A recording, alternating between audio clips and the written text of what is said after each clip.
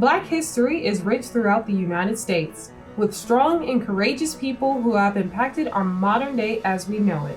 Whether it be through the implementing of new laws, Darling, I want my gay rights now! Helping dismantle systematic racism, because I'm not a nigga, I'm a man. Or by simply just being their awesome selves.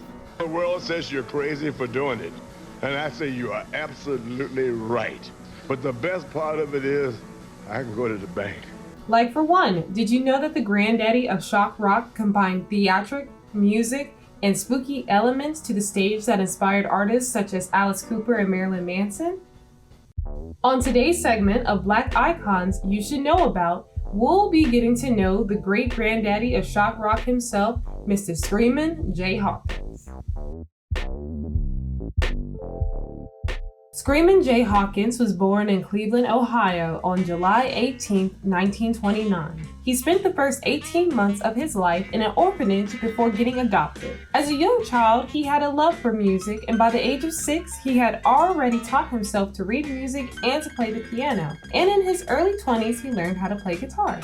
Initially, he had grown up wanting to be an opera singer like his idol, Paul Robeson. But when the opera didn't work out, he started a career as a conventional blues singer and pianist. But in 1944, he joined the U.S. Army and entertained the troops as part of his service. In 1952, he was honorably discharged and he went back to a career in pursuing music. Before going solo, he worked with great names such as Tiny Grims and Fats Domino, and even featured on Grims' record.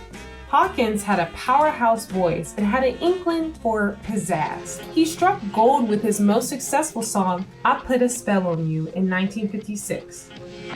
I put a spell on you.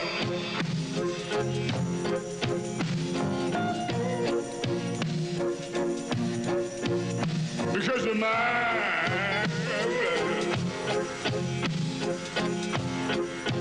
It was originally intended to be a refined ballad, but at the time of recording, his producer got everyone drunk and Hawkins ended up screaming and grunting his way through the track, making it raw and guttural and haunting.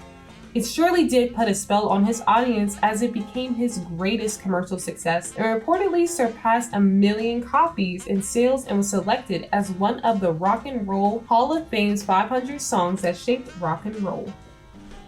When the song was released, there were complaints that it was too overtly sexual with his grunting and moaning and screaming over the track.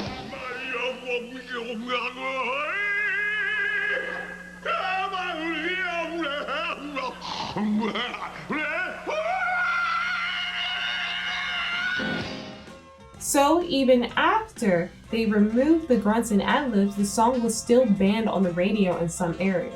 Groups like the NAACP worried that this act would reflect badly on the African American community.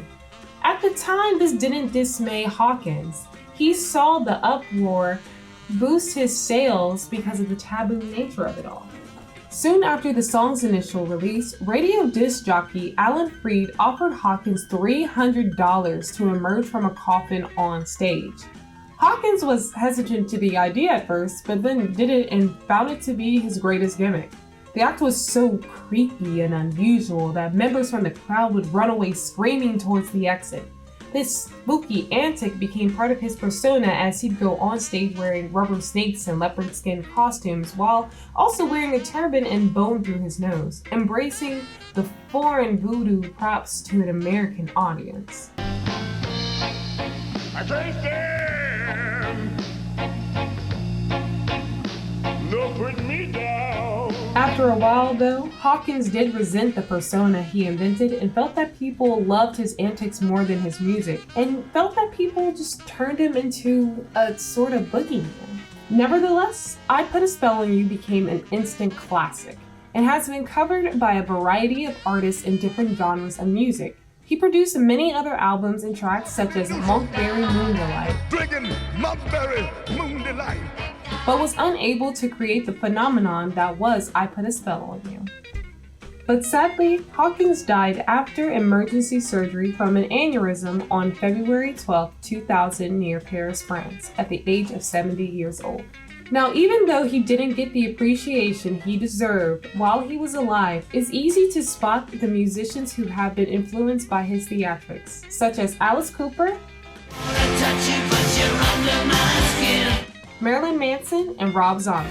I can never die. He is known as a goth icon and is no doubt the granddaddy of shock rock.